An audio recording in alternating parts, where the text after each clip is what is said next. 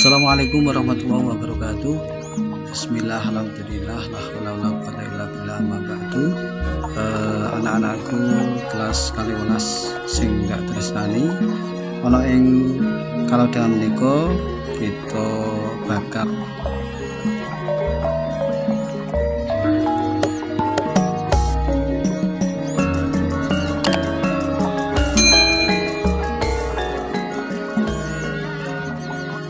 sinau bareng-bareng pembelajaran bahasa Jawa.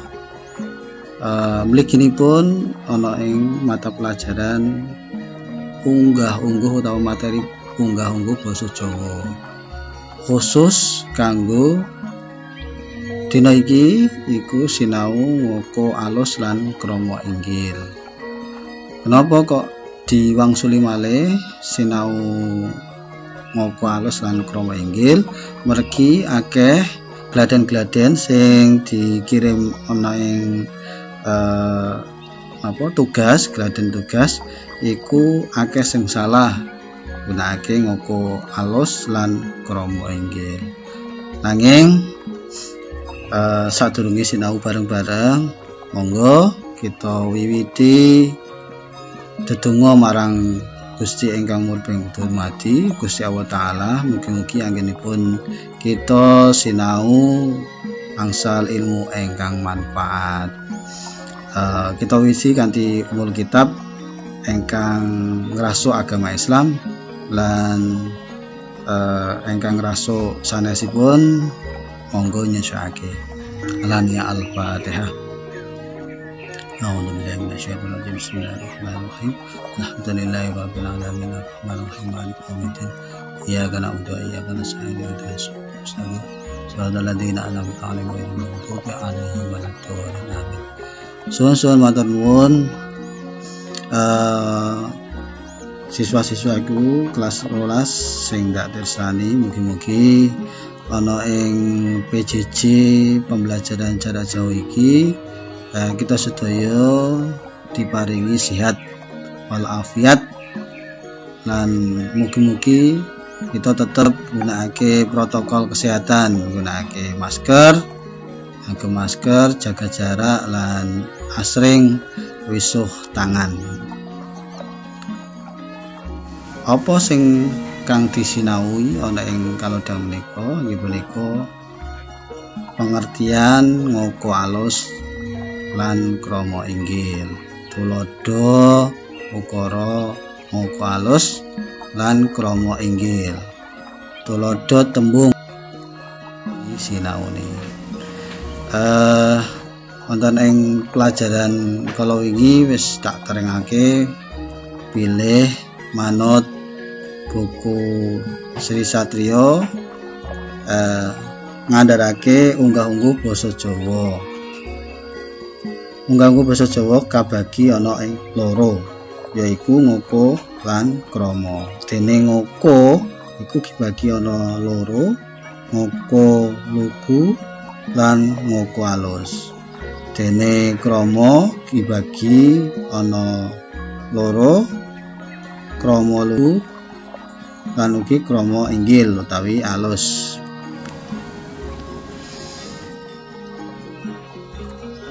Ragam ngoko alus. Sing dimaksud ragam ngoko alus yaiku ukara unggah-ungguh basa Jawa kang ukarane nggunakake campuran tembung antarane ngoko lan krama. Kalau wingi wis tak terangake tuladha-tuladhane tembung-tembung sing endi sing diarani ngoko lan krama uga krama inggil. Digunakake marang wong kang wis akrab utawa rumakep tapi ngajeni. Akrab rumaket nanging ngajeni. Digunakake wong kang sak pantaran. Wong tuwa marang wong enom. Bapak ibu guru kang wis akrab. Iso wae ngoko alus iku gunakake bapak ibu guru nalikane ngantikan utawi pacelaton ana ing saben dinane. Tulodo, sampean arep tindak pundi? Arep tindak pundi?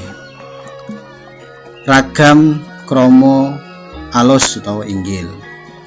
Kang dimaksud ragam krama inggil yaiku ukara unggah-ungguh basa Jawa kang ukarane nggunakake tembung krama lan krama inggil utawa alus. Digunakake wong enom marang wong tuwa. Karyawan, misalnya karyawan marang bos. Bapak yo anak marang wong tuwa, anake marang wong tuane. Bapak marang bapake, simbah iku. Karyawan marang bos, paring digunakake amargi paring hormat banget. Sapa wae sing dihormati iku gunakake krama inggil. Digunakake ana ing acara-acara tertentu. Ing acara pawian, pangargian, lan sapanunggalané. Ana ing kraton iki gunakake krama inggil. Tulodo panjenengan badhe tindak pundi? Bahasa Indonesiane iku kamu mau pergi kemana? Tulodo tembung manut unggah-ungguh basa Jawa. Dideleng bareng-bareng, sinau bareng-bareng. Ning kono ana ngoko, tembung krama inggil lan uga Indonesia. Siji, aku iku ngoko. Kramane kula. Krama inggil kaula. Indonesiane aku. Ngoko kowe. Krama sampean, krama inggile panjenengan. Indonesiane kamu. Ngoko mangan. Krama nedha utawa madang. Krama inggile tindak. Indonesiane pergi. Ngoko adus. Krama adus. Krama inggil siram. Indonesiane mandi. Maca iku ngoko krama maos. Krama inggile maos. Indonesiane maca. Ngoko loro. Lek bacane ku loro, ana sing lara. Iki kanggo gasak-gasakane. Loro karo lara iku tulisane padha. Dadi sing dimaksud iki iku lara, ora loro. Lara. Sakit, gerah, sakit. Turu. Iku ngokone krama tilem, krama inggile sare, Indonesiane tidur.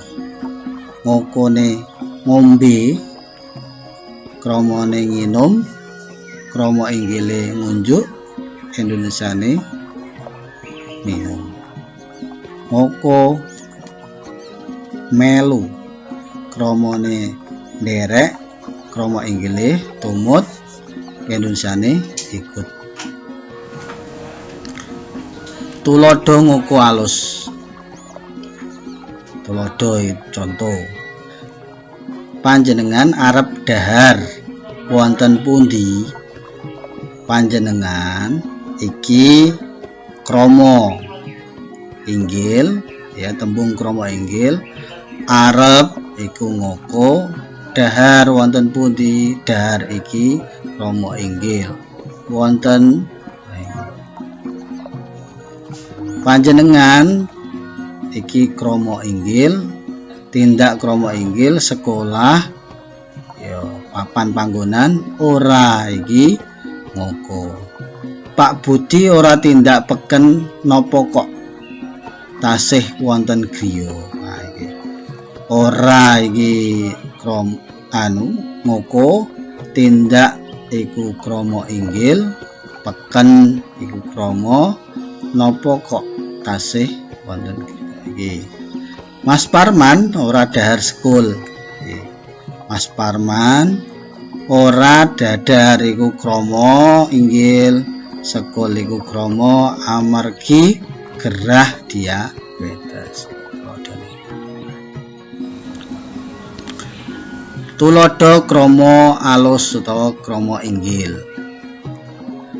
Panjenengan badhe dahar wonten pundi? Panjenengan iki gunakake tembung krama. Badhe krama dahar iku gunakake krama inggil wonten pundi iku krama. Panjenengan sami kalian ing inggil, tindak iki gunakake krama, sekolah boten nggih gunakake campuran antarane krama inggil lan krama iki diarani krama inggil. Pungkasan, Bapak sampun siram enjing. Bapak sampun siram iku adus mau ngokone sampun enjing amargi badhe tindakan bepergian bahasa Indonesia.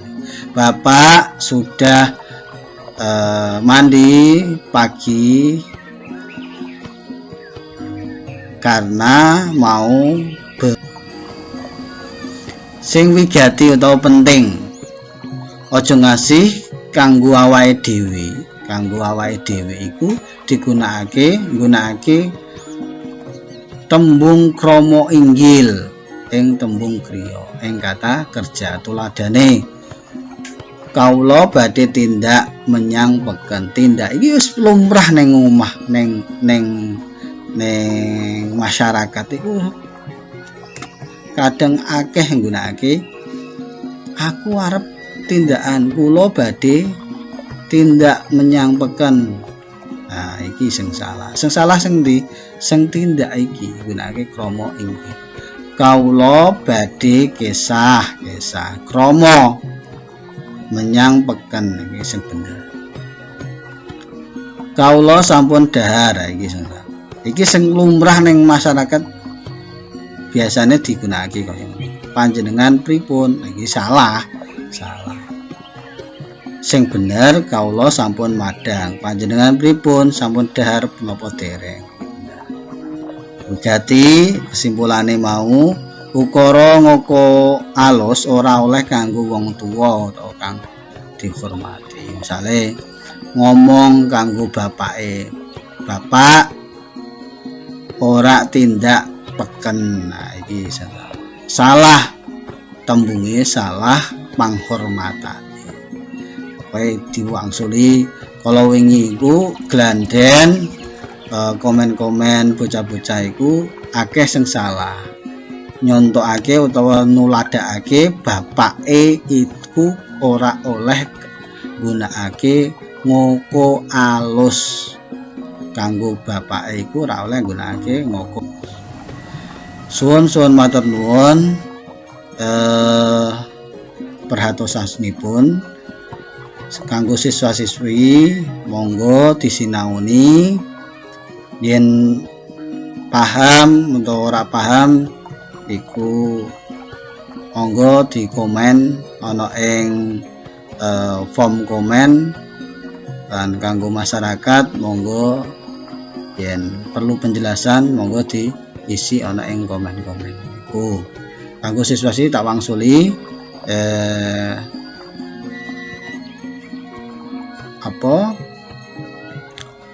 nulodo utawa nulis tulodo krama inggil lan uga ngoko alus. Wangsuli malih tulis tulodo krama inggil lan uga krama alus. Ngoko alus lan krama inggil. Suwun pratosanipun yen iki manfaat kanggo awakmu, mula tak tak jaluk di like lan di share kanggo masyarakat halayak umum kanggo sinau bareng-bareng.